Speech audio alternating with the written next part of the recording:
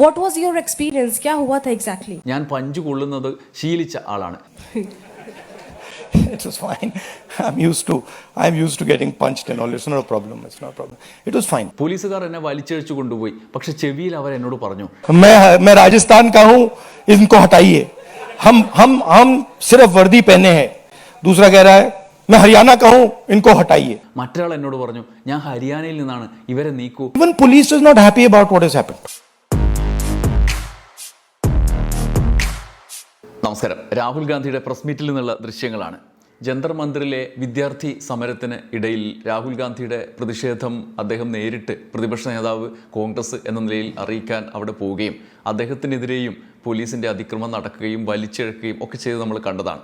ഈ സാഹചര്യത്തിൽ അദ്ദേഹം എന്താണ് നടക്കുന്നതെന്ന് പൊതുമധ്യത്തിൽ പറയുന്നതിന് വേണ്ടി വിളിച്ചു ചേർത്ത പ്രസ് മീറ്റാണ്.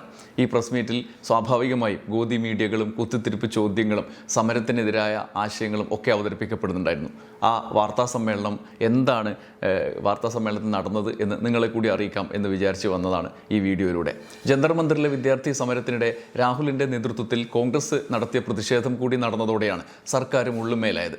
രാജ്യം കണ്ടിട്ടില്ലാത്ത വിധം പ്രതിപക്ഷ നേതാവിനെ പോലീസ് ഇടിച്ചും വലിച്ചിഴച്ചും കൈകാര്യം ചെയ്യുന്ന കാഴ്ച, ജനാധിപത്യ വിശ്വാസികളെ ആകുലപ്പെടുത്തുന്ന കാഴ്ച. ഇതെന്ത് സർക്കാർ എന്ന ചോദ്യം അതോടെ ഉയർന്നു. അതിന് പിന്നാലെ രാഹുൽ ഗാന്ധി നടത്തിയ വാർത്താ സമ്മേളനത്തിൻ്റെ ഉള്ളടക്കം കൗതുകകരമായിരുന്നു. ദേശീയ ശ്രദ്ധ പിടിച്ചു പറ്റിയ കാര്യങ്ങൾ, ചോദ്യങ്ങൾ ഒക്കെ വന്നു. ഇതിലെ 5 പോയിന്റുകളാണ് നമ്മൾ ഇവിടെ പരിശോധിക്കുന്നത്. വിദ്യാർത്ഥികളെ ആക്രമിച്ച പോലീസ് നടപടിയുടെ ദൃശ്യങ്ങൾ പ്രദർശിപ്പിച്ചുകൊണ്ടാണ് അദ്ദേഹം പ്രസ് മീറ്റിൽ വാർത്താ സമ്മേളനത്തിലെ നിലപാട് വിശദീകരിച്ചത്. അദ്ദേഹം പറഞ്ഞു, നമ്മുടെ വിദ്യാർത്ഥികൾക്ക് ഇത് എന്തുകൊണ്ട് സംഭവിക്കുന്നു, നമ്മുടെ വിദ്യാർത്ഥികൾ എന്താണ് ചെയ്തത്, ലോകത്തിലെ ഏറ്റവും മികച്ച വിദ്യാഭ്യാസ സംവിധാനങ്ങളിലൊന്നായി അറിയപ്പെട്ടിരുന്ന നമ്മുടെ വിദ്യാഭ്യാസ സംവിധാനം ഇന്നൊരു റിഗ്ഡ് സംവിധാനമായി മാറിയിരിക്കുന്നു എന്ന് അദ്ദേഹം ആരോപിച്ചു. പിന്നീട് അതിന് ഉപോത്ബലകമായ ചോദ്യ പേപ്പർ ചോർച്ച അടക്കമുള്ള കാര്യങ്ങളിലേക്ക് കടന്നു. അതിങ്ങനെയായിരുന്നു: കഴിഞ്ഞ ഒരു ദശകത്തിൽ 152 പേപ്പർ ലീക്കുകൾ നടന്നിട്ടുണ്ട്. കണക്ക് കൂട്ടിയാൽ ഏകദേശം എല്ലാ മാസവും ലക്ഷക്കണക്കിന് വിദ്യാർത്ഥികളോട് പറയുന്നു, നിങ്ങൾ സഹിച്ച എല്ലാ സമ്മർദ്ദങ്ങളും വീണ്ടും സഹിക്കേണ്ടി വരും, പുനഃപരീക്ഷ നടത്തേണ്ടി വരും എന്ന്. 7 കോടി വിദ്യാർത്ഥികളെയും അവരുടെ കുടുംബങ്ങളെയും ഇത് ബാധിച്ചു. ഇവർ മിഡിൽ ക്ലാസ് കുടുംബങ്ങളും ദരിദ്ര കുടുംബങ്ങളും ഒക്കെയാണ്. അവർ അവരുടെ കഷ്ടപ്പെട്ടുണ്ടാക്കിയ പണം വിദ്യാഭ്യാസത്തിനായി ചെലവഴിച്ചു. എന്നാൽ ഇതെല്ലാം ഉണ്ടായിട്ടും സർക്കാരോ നോക്കുകുത്തിയായി നിൽക്കുന്നു. ഒരു ഉത്തരവാദിത്വവും പ്രകടിപ്പിക്കുന്നില്ല, വീഴ്ച സംഭവിച്ചത് സമ്മതിക്കുന്നില്ല, അത് തിരിച്ചറിയുന്നില്ല. പിന്നെ എങ്ങനെ ഭാവിയിൽ രാജ്യത്തെ വിദ്യാഭ്യാസ മേഖല മെച്ചപ്പെടും? വീണ്ടും വീണ്ടും കൊള്ള തുടരുകയാണ്. ഈ സാഹചര്യത്തിലാണ് വിദ്യാർത്ഥികൾ അവരുടെ മാർഗം തിരഞ്ഞെടുത്തത്. അവർ സമരവുമായി തെരുവിലേക്ക് ഇറങ്ങിയത്. അതിനൊപ്പം നിൽക്കുക എന്നതല്ലാതെ പിന്നെന്താണ് പ്രതിപക്ഷത്തിൻ്റെ ഉത്തരവാദിത്തം? അതാണ് ഞങ്ങളും ചെയ്യുന്നത്. ഇന്ത്യൻ സർക്കാർ എല്ലാ നികുതികളും ഈടാക്കിയ ശേഷം നമ്മുടെ കുട്ടികളുടെ ഭാവിക്കായിട്ടാണ് പണം ചെലവഴിക്കുന്നത്. ആ പണം വിദ്യാഭ്യാസ ബജറ്റ് എന്ന് വിളിക്കപ്പെടുന്ന അക്കൗണ്ടിലേക്ക് പോകുന്നു. അത് 1.4 ലക്ഷം കോടി രൂപയാണ്. അതേസമയം എല്ലാ വർഷവും 1.32 ലക്ഷം കോടി രൂപ സമാനമായി തുക നീറ്റ് പരീക്ഷ എഴുതിയ കുടുംബങ്ങൾ ചെലവഴിക്കുകയും ചെയ്യുന്നു. ഇത് ഈ കുടുംബങ്ങളിൽ നിന്നുള്ള ശുദ്ധമായ സർക്കാരിൻ്റെ മോഷണമാണ്, മറ്റൊന്നുമല്ല. പിന്നെ അവരിൽ നിന്ന് മോഷ്ടിച്ച ശേഷം അവരോട് പറയുന്നു, പേപ്പർ ലീക്ക് ഉണ്ട്, സംവിധാനം റിഗ്ഡാണ്. ഇതാണ് രണ്ടാമത്തെ കാരണം, യുവാക്കൾ പുറത്തിറങ്ങിയിരിക്കുന്നതിൻ്റെ ന്യായമായ കാരണം. നിങ്ങൾ വിദ്യാഭ്യാസം നേടിയ ശേഷം ഡോക്ടറായി, ലോയറായി എന്തെങ്കിലും പഠിച്ച ശേഷം പെട്ടെന്ന് അപ്പോൾ നിങ്ങളോട് പറയുന്നു, നിങ്ങൾക്ക് തുറന്നിരിക്കേണ്ട വാതിലുകൾ നിങ്ങളുടെ രാജ്യവും സർക്കാരും നിങ്ങളുടെ മുന്നിൽ കൈമലർത്തുന്നു. അതാണ് ഉപജീവന മാർഗം, ജോലി, അതിനുള്ള വാതിൽ അടച്ചുകൊണ്ടുള്ള സർക്കാരിൻ്റെ നിലപാട്. നിങ്ങളുടെ ചുറ്റും നോക്കൂ, ചൈനീസ് ഉൽപ്പന്നങ്ങൾ മാത്രമേ കാണൂ. എൻ്റർപ്രണർഷിപ്പ് അടഞ്ഞിരിക്കുന്നു. ബാങ്കുകളിൽ നിന്ന് ആർക്കാണ് പണം ലഭിക്കുന്നതെന്ന് നോക്കൂ. 2-3 വലിയ കമ്പനികൾക്ക് ബാങ്കുകളിൽ നിന്നുള്ള മുഴുവൻ പണവും ലഭിക്കുന്നു. അതുകൊണ്ട് എൻ്റർപ്രണർ ആകാൻ ആഗ്രഹിക്കുന്ന ഒരു യുവാവിന് അതിന് കഴിയില്ല. കോർപ്പറേറ്റ് ജോലി, AI അത് നശിപ്പിക്കുകയാണ്. IT sector, public sector privatise ചെയ്യപ്പെട്ട സാഹചര്യം. ഇപ്പോൾ എന്താണ് പിന്നെ ചോയ്സ്? അവർക്കുള്ള ഒരേയൊരു ചോയ്സ് സർക്കാർ ജോലിയാണ്. ആ സംവിധാനമോ അത് റിഗ് ചെയ്യുകയും അവിശ്വസനീയമാം വിധം ചെലവേറിയതാവുകയും ചെയ്യുന്നു. പിന്നെ അവർ പുറത്തിറങ്ങില്ല എന്ന് നിങ്ങൾ പ്രതീക്ഷിക്കുന്നുണ്ടോ? നിങ്ങൾ ഏത് ലോകത്താണ് ജീവിക്കുന്നത്? അതിനുശേഷം രാഹുൽ ഗാന്ധി പ്രസ് മീറ്റിൽ സമരത്തിൻ്റെ കാര്യകാരണങ്ങളിലേക്ക് 5 വിശദാംശങ്ങളിലേക്ക് കടക്കുന്നുണ്ട്. അതാണ് ഇനി നമ്മൾ നോക്കുന്നത്. ഒന്നാമത്തേത് സമരത്തിൻ്റെ ആവശ്യങ്ങളും നിലപാടുകളുമാണ്. അവരുടെ ആവശ്യങ്ങൾ എന്തൊക്കെയാണ്? ന്യായമായ ആവശ്യങ്ങളാണ് അവരുന്നയിക്കുന്നത്. വിദ്യാഭ്യാസ മന്ത്രി എന്ന നിലയിൽ പരാജയപ്പെട്ട അഴിമതിക്കാരനായി അറിയപ്പെടുന്ന ശ്രീ ധർമ്മേന്ദ്ര പ്രധാനെ അദ്ദേഹത്തിൻ്റെ ചുമതലയിൽ നിന്ന് ഒഴിവാക്കണം, അദ്ദേഹം രാജിവെക്കണം. ഈ സംവിധാനം നടത്താൻ അദ്ദേഹത്തിന് കഴിവില്ല എന്ന് ഇന്ത്യയും ലോകത്തെയും അദ്ദേഹം കാണിച്ചു തന്നു. പരീക്ഷാ ലീക്കുകൾ ഒന്നിനു പുറകെ ഒന്നായി നടക്കുന്നു. നമ്മുടെ വിദ്യാർത്ഥികളുടെ മേൽ കൈവച്ച എല്ലാവരും ശിക്ഷിക്കപ്പെടണം. മൂന്നാമത്തെ കാര്യം, ഈ മുഴുവൻ സംവിധാനവും നടത്തുന്ന മനുഷ്യൻ, ഇതിനെല്ലാം അന്തിമമായി ഉത്തരവാദിയായ ആൾ സംഭവിച്ചതിന് വിദ്യാർത്ഥികളോട് മാപ്പ് പറയാനുള്ള മര്യാദ കാണിക്കണം. അതായത് പ്രധാനമന്ത്രി. ഇവ സങ്കീർണമായ കാര്യങ്ങളല്ല, ഇവ ബുദ്ധിമുട്ടുള്ള കാര്യങ്ങളുമല്ല.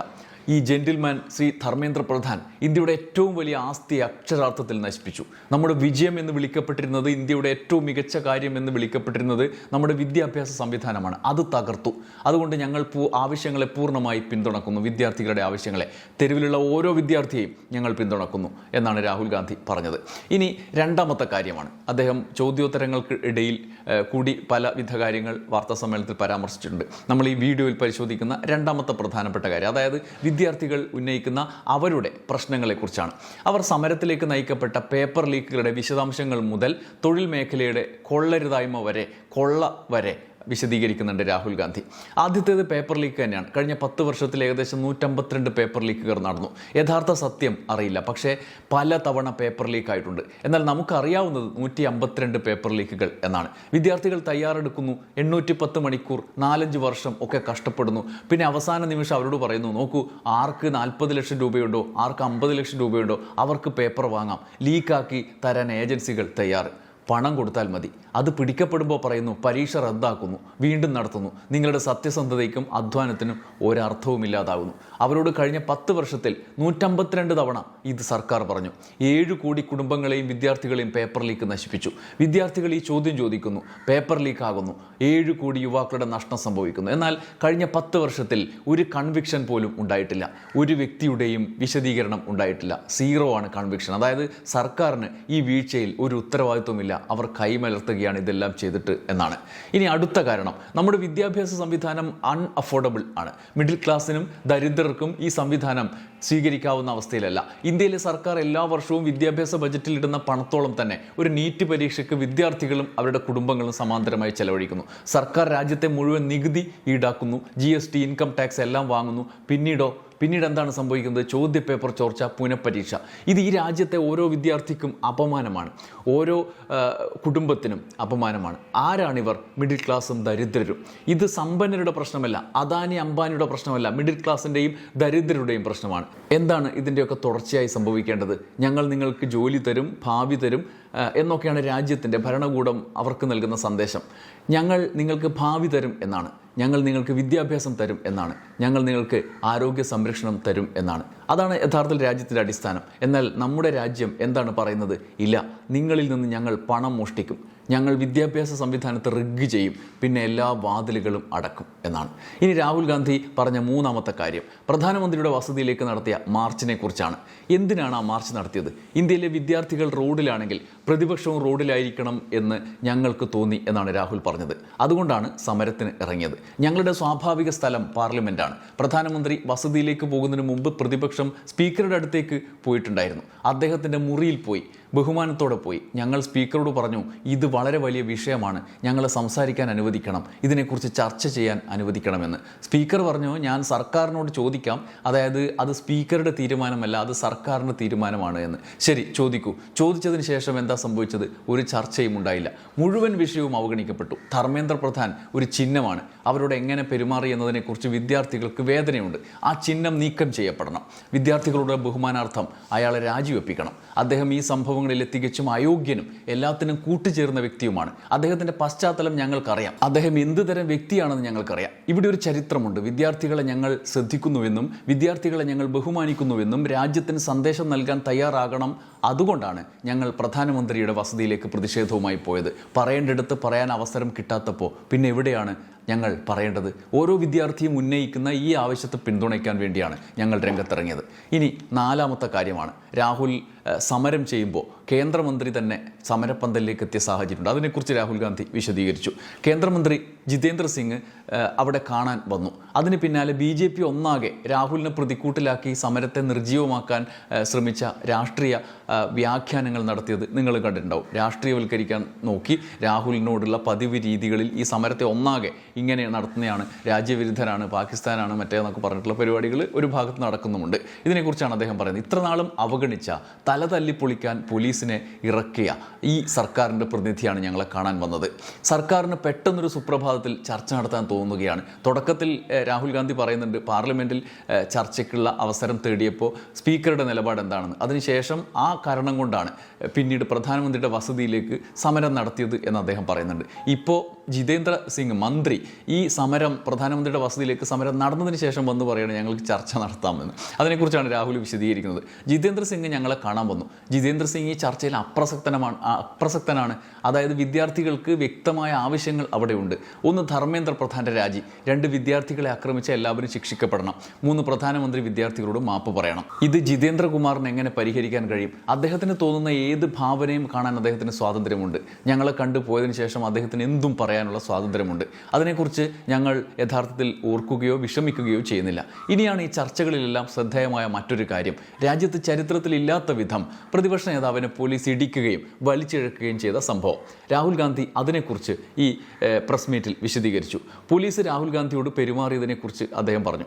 എന്നോട് പെരുമാറിയത് എങ്ങനെയെന്നത് എനിക്ക് അപ്രസക്തമായ വിഷയമാണ്. 5 മടങ്ങ് കൂടി ഇനിയും അങ്ങനെ പെരുമാറിക്കോട്ടെ, എനിക്ക് കാര്യമില്ല. ശ്രദ്ധ ഇതിലായിരിക്കണം, വിദ്യാർത്ഥികളോട് ചെയ്ത ചെയ്ത്തിലായിരിക്കണം. വിദ്യാഭ്യാസ സംവിധാനത്തിലും പേപ്പർ ലീക്കുകളിലും ഈ കുട്ടികൾ നിർബന്ധിതമായി അടക്കേണ്ടി വന്ന വിലയിലുമായിരിക്കണം ശ്രദ്ധ. അതുകൊണ്ട് എന്നോട് നിങ്ങൾ തോന്നുന്നത് ചെയ്തോ.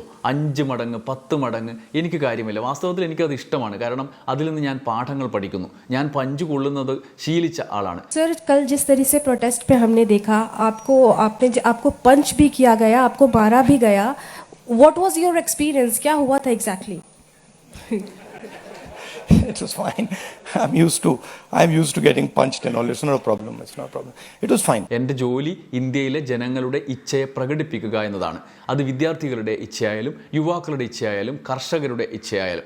പ്രതിപക്ഷ നേതാവ് എന്ന നിലയിൽ ഞാൻ ചെയ്യേണ്ട ജോലി ഇതാണ്. ഇന്ത്യയിലെ ജനങ്ങളുടെ ശബ്ദത്തിൻ്റെ പ്രകടനമായി മാറുക, വേദന അനുഭവപ്പെടുന്നിടത്തേക്ക് ശ്രദ്ധ കൊണ്ടുവരിക, അതാണ് ചെയ്യുന്നത്. പോലീസുകാർ എന്നെ വലിച്ചഴിച്ചു കൊണ്ടുപോയി. പക്ഷെ ചെവിയിൽ അവർ എന്നോട് പറഞ്ഞു, ഈ സർക്കാരിനെ നീക്കൂ. യഥാർത്ഥത്തിൽ ഞാൻ രാജസ്ഥാനിൽ നിന്നാണ്, ഇവരെ നീക്കൂ, ഞങ്ങൾ വെറും യൂണിഫോം ധരിച്ചിരിക്കുകയാണ്. മറ്റൊരാൾ എന്നോട് പറഞ്ഞു, ഞാൻ ഹരിയാനയിൽ നിന്നാണ്, ഇവരെ നീക്കൂ. അതുകൊണ്ട് ആ വികാരം അവിടെയുണ്ട്. സത്യം എല്ലാവർക്കും അറിയാം. ആ പാവങ്ങൾക്ക് നിർദ്ദേശം അനുസരിക്കേണ്ടി വരുന്നു. അതുകൊണ്ട് അവർ ചെയ്യുകയാണ്. പക്ഷെ പോലീസ് പോലും സംഭവിച്ചതിനെക്കുറിച്ച് സന്തോഷിക്കുന്നില്ല.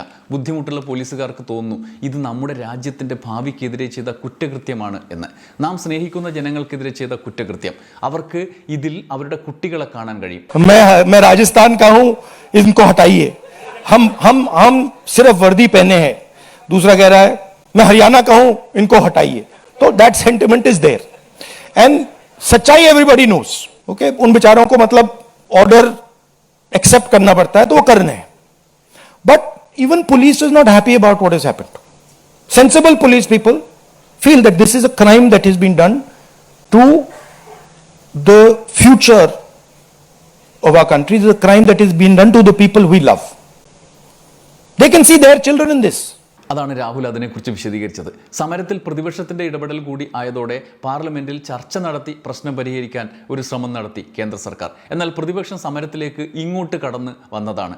സമരക്കാർ യുവാക്കളാണ്. അവരുടെ ആവശ്യം അതുപോലെ നിലനിൽക്കുകയാണ്. ആദ്യം ഇടതുപക്ഷ സംഘടനകൾ ഒന്നാകെ സമരത്തിനൊപ്പം ഉണ്ടായിരുന്നു. പിന്നീട് ഇത് വിവാദ കേന്ദ്രമാവുകയും കേന്ദ്ര സർക്കാർ ഈ തരത്തിൽ വിദ്യാർത്ഥികളെ ആക്രമിക്കുകയും അടിച്ചമർത്തുകയും ചെയ്യാൻ ശ്രമിച്ച ഘട്ടത്തിലാണ് പ്രതിപക്ഷ നേതാവ് രാഹുൽ ഗാന്ധിയുടെ നേതൃത്വത്തിൽ കോൺഗ്രസ് സമരത്തിന് ഐക്യദാർഢ്യം പ്രകടിപ്പിക്കുന്നത്. ഈ സാഹചര്യത്തിൽ പ്രതിപക്ഷത്തെ ടാക്കിൾ ചെയ്ത് തടി കൈച്ചലാക്കാനുള്ള പദ്ധതിയാണ് ചർച്ച നടത്താമെന്ന് പറഞ്ഞുകൊണ്ട് പാർലമെന്റിൽ നടത്തിയ നീക്കം. തൽക്കാലത്തേക്ക് പാർലമെന്റ് പിരിഞ്ഞ് അതിൽ നിന്ന് അവർ തടി കൈച്ചലാക്കുകയാണ് അവസാനം ചെയ്തത്. കാരണം പാർലമെന്റിൽ ചർച്ചയല്ല ഇനി വേണ്ടത്, ഇനി മന്ത്രിയുടെ രാജിയും മറ്റ് ആവശ്യങ്ങളും എന്ന മട്ടിലേക്ക് പ്രതിപക്ഷം വരികയും ചെയ്തതാണ്. അത് നമ്മൾ വിശദമായി പാർലമെന്റ് നടപടി മറ്റൊരു വീഡിയോയിൽ ചെയ്തിട്ടുണ്ട്. അപ്പോഴും സമരം ജന്തർ മന്ദിറിൽ തുടരുകയാണ്. ലീക്കായ ചോദ്യപേപ്പറുകളും ജീവൻ നഷ്ടപ്പെട്ട വിദ്യാർത്ഥികളും സർക്കാരിന് മേലെ പ്രതിഷേധത്തിന്റെ കനലുകളായി തൂങ്ങിയാടുന്നുണ്ട്. വിദ്യാർത്ഥികളുടെ ഐക്യം പ്രഖ്യാപിക്കുന്നവരുടെ വീടുകളിലേക്ക് സമരം ചെയ്ത് കേരള BJPക്കാരും സോഷ്യൽ മീഡിയയിൽ അധിക്ഷേപം ചൊരിഞ്ഞ് ദേശീയ സംഖ്യകളും പരക്കം പായുകയാണ്. ടൊവിനോ തോമസ് മുതൽ വിസ്മയ മോഹൻലാൽ വരെ അതൊക്കെ അനുഭവിക്കുന്നു. എന്ത് ചെയ്യാനാണ്? പുല്ലുവില തിരിച്ചു കൊടുക്കുന്നില്ല എന്നുള്ളതാണ് അവരുടെ BJPക്കാരുടെ ഗതികേട്. ഒടുവിൽ ഓരോ ഇന്ത്യക്കാരൻ്റെയും വീട്ടിലേക്ക് സമരം ചെയ്യേണ്ടി വരുന്ന അവസ്ഥയിലേക്ക് കാര്യങ്ങൾ പോകുമോ എന്നുള്ള ആശങ്ക ഇപ്പോൾ അവർക്ക് ഉണ്ടായിട്ടുണ്ടാകും. കാരണം ഓരോരുത്തരും പിന്തുണയായി നിരന്തരം കടൽ പോലെ വരികയാണ്. എന്നിതെല്ലാം അവർ തിരിച്ചറിയുമെന്ന് കാത്തിരുന്ന് കാണാം. നന്ദി, നമസ്കാരം.